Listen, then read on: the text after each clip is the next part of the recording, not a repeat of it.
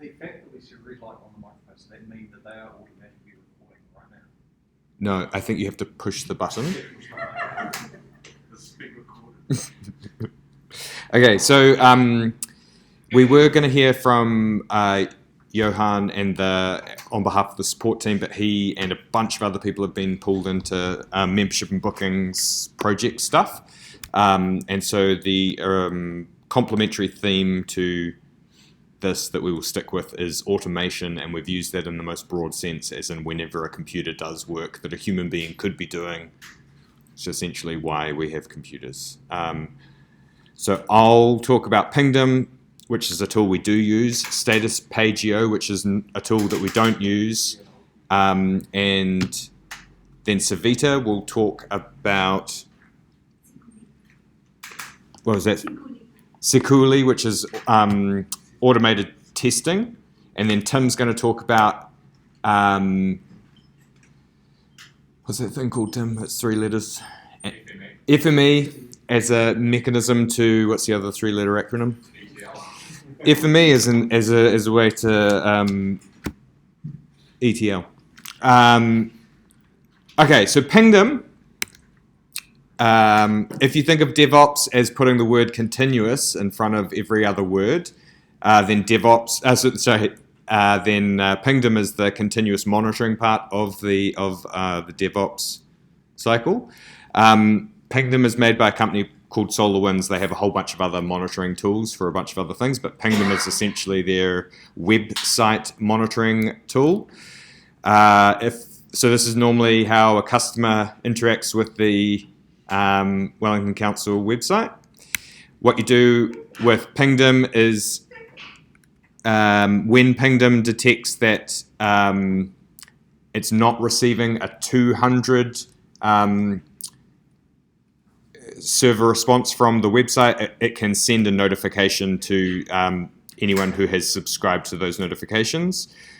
So you can get notifications via the Pingdom app itself, via text messages, or you can integrate Pingdom into other third-party tools, such as Slack. Pingdom also lets you share publicly uptime data, but not for, so it has a whole bunch of things it does, but it only lets you share uptime data publicly. So if you go to status.wellington.gov.nz, you can see some of them you can see years and years worth of uptime data going back until 2016. We originally started using Pingdom on wellington.gov.nz because as many people will recall, when we moved to Dimension Data, we had a whole bunch of variable quality of services, including many outages on wellington.gov.nz, and we were trying to essentially baseline what was the average uptime in a given day or week or month for wellington.gov.nz. And if you browse back through the data, you can see some pretty horrific numbers that we were scoring in the months of 2016 and 17.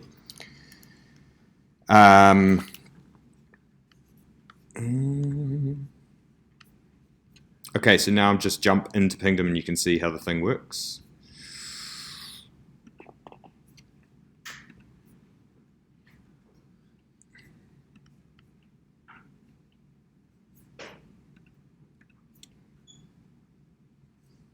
So as you'll see here, there's several different automated monitoring checks that you can set up. You can set up uptime, visitor insights, which is more like Google Analytics, so mimicking the actual user experience and tracking the real user experience. Page speed, so server response times and different response times for different assets on the page. And then transactions, which can be a series of connected activities on a page.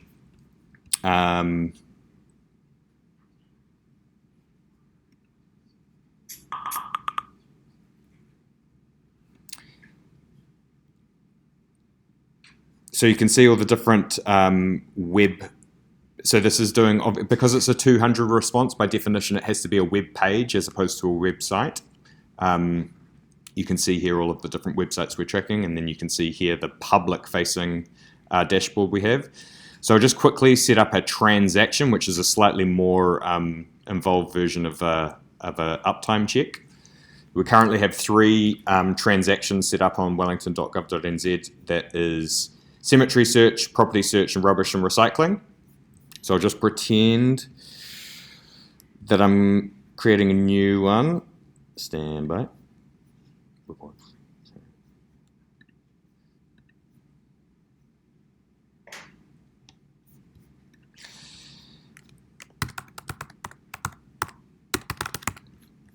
So you set where in the world you want it to come from, how often you want the thing to go, and then also what kind of whether it's high importance or low importance. So you can set rules for low importance.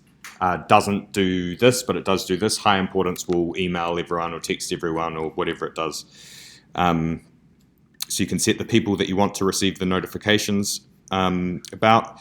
You can set which third-party tools you want it to go into. And then it uses a kind of name of check. I don't know what you would call this, but it's kind of like a plain language check for how it works. So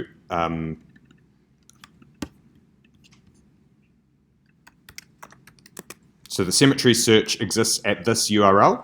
So the first thing we're going to ask it to do is go to the URL, which is that. And we know that in the real world it's going to look like that. And then we're going to ask it to, remind me, field. So we want it to put the word Wakefield into that field there. So what we're going to do to do that is to work out what is the ID of that field on the page, so we can see that it's that fellow.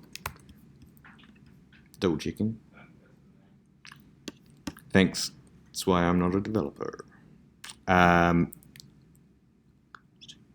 Is that the one? Nope. Just not two lines. A little bit more. Two more. Yeah. Well, just to be safe, this one here.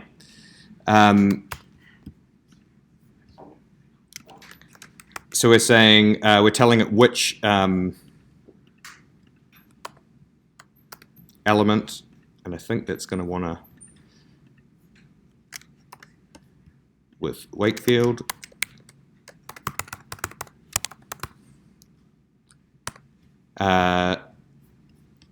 And then you can see that it's telling you how many seconds each of those activities is taking, and we could then click on the submit button, and then it's checking that the H1 or the heading of the page equals cemetery search results, which is what we would expect after this page does this, that the H1 of the page is going to be cemetery search results. And then the final thing is it's checking that inside the table that there is the value last name.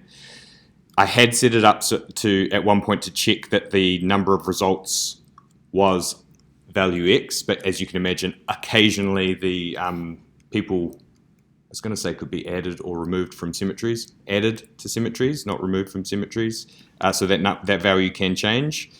And so, but depending on the services that these things are connected to, you can get a whole bunch of false positives coming through.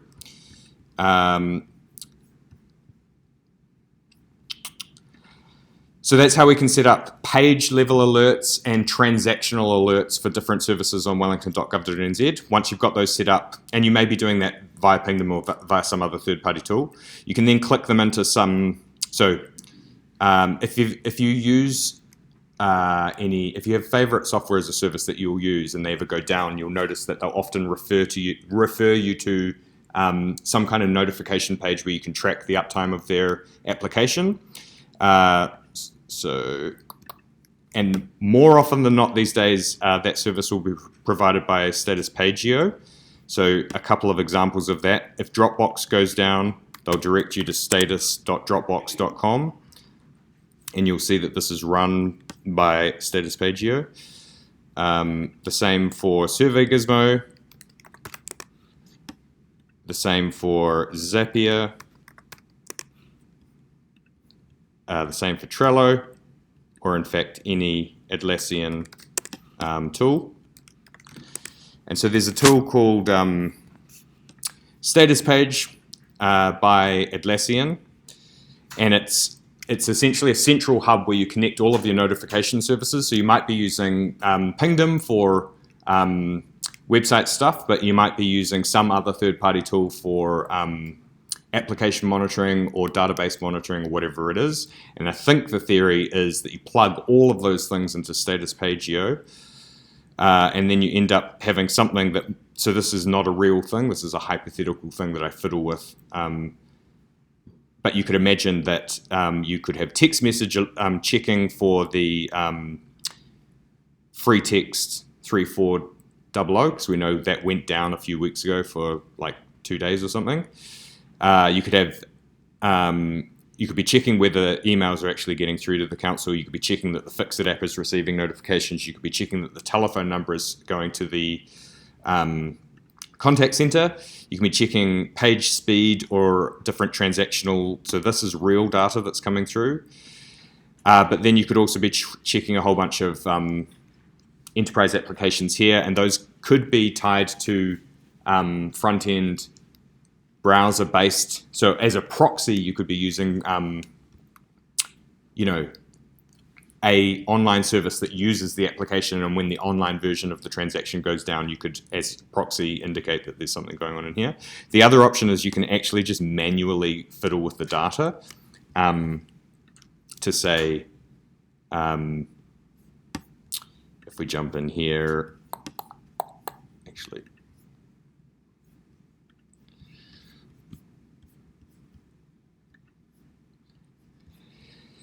and you can imagine it ties into your, if you had a mature ITIL problem and incident management approach, this is the place where you go to get updates on past incidents, so identified, diagnosed, resolving, and updates, all of those kinds of things. And different users can subscribe via the medium of choice that they want for the different applications that they're following. So email or text or RSS, if anyone, what is that? It is RSS. So that's something that we don't have that I could imagine in a parallel universe would be cool for us to have. And that is the end of my talk. So that is Pingdom, a tool that we are using, Status Page, a tool that we're not using, and continuous monitoring via text messages and other stuff. The end. Before we jump over to Savita, does anyone have any questions or thoughts or comments? Or? What's the cost? Oh, that's a great question. So, as you'll recall, not years ago, up until only a few months ago, we used to have a tool called Page Pulse. So Page Pulse was $18,000 a year. And also, because it gave so many false positives, I believe everyone who in the organization who was subscribed to alerts had set up auto rules to put Page Pulse emails straight into the spam folder. So we were paying, it's funny, and also it's not funny, we were paying $17,000 a year to put a whole bunch of emails into spam folders.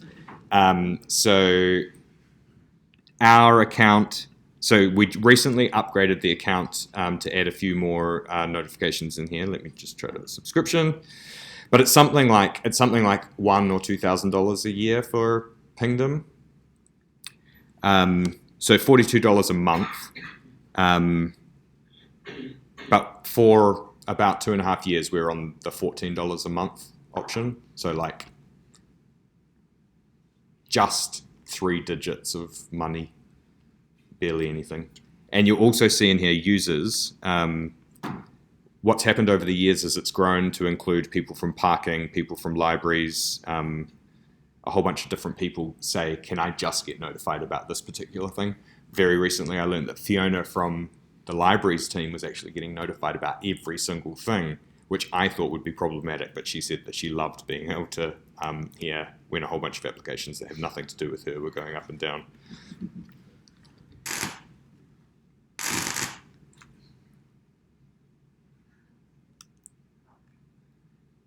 Did you get a notification? Cool, I'll pass over to Savita.